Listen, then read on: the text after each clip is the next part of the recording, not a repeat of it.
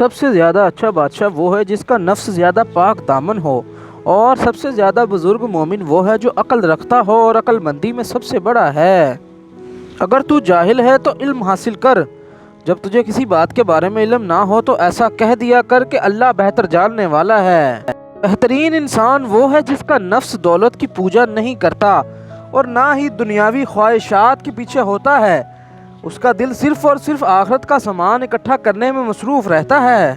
بہترین مال وہ ہے جو کسی غریب پر خرچ کیا جائے اور اللہ سبحانہ و تعالیٰ کی راہ میں صرف کیا جائے۔ انسان کا سب سے بہترین حصہ اس کا دماغ ہوتا ہے جس میں اس کی عقل پناہ ہوتی ہے، اگر کہیں ذلیل بھی ہو جائے تو عزت دیتی ہے، اگر گر جائے تو اٹھنے کی ہمت دیتی ہے۔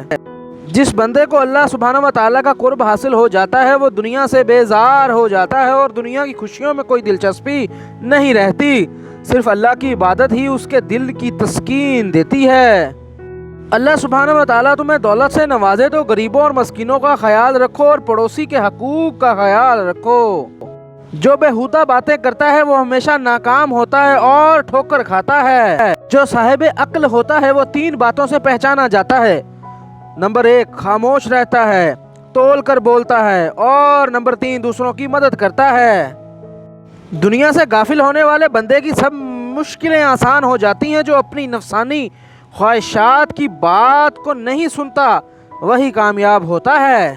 اللہ سبحانہ و تعالیٰ کی یاد میں آنسو بہانے والا کبھی جہالت کی گھڑے میں نہیں گرتا، اللہ اسے اپنی رحمت میں ڈھانپ لیتا ہے۔ جو چیز شیطان کی کمر توڑ دیتی ہے وہ ہے کسی گھر میں کوئی عالم بن جائے۔ بائیں ہاتھ کے انگوٹھے پر السی کے تیل کی مالش کرتے رہو، تمہارا وزن کم ہوتا رہے گا۔ جس گھر میں لڑکا پیدا ہو جائے والدین کو اللہ سبحانہ و تعالیٰ وہ عزت دیتا ہے جو پہلے نہ تھی۔ لڑکا باعث عزت ہوتا ہے اور بیٹی باعث رحمت۔ عورت کے حسن میں ایک یہ بھی ادب ہے کہ شوہر کے ہر کام میں اس کا ہاتھ بٹائے اور اس کی ہر ضرورت کو اپنی ضرورت سمجھے اور اسے ہر خوشی سے نوازے، مشکل وقت میں اس کا ہاتھ تھامے رکھے۔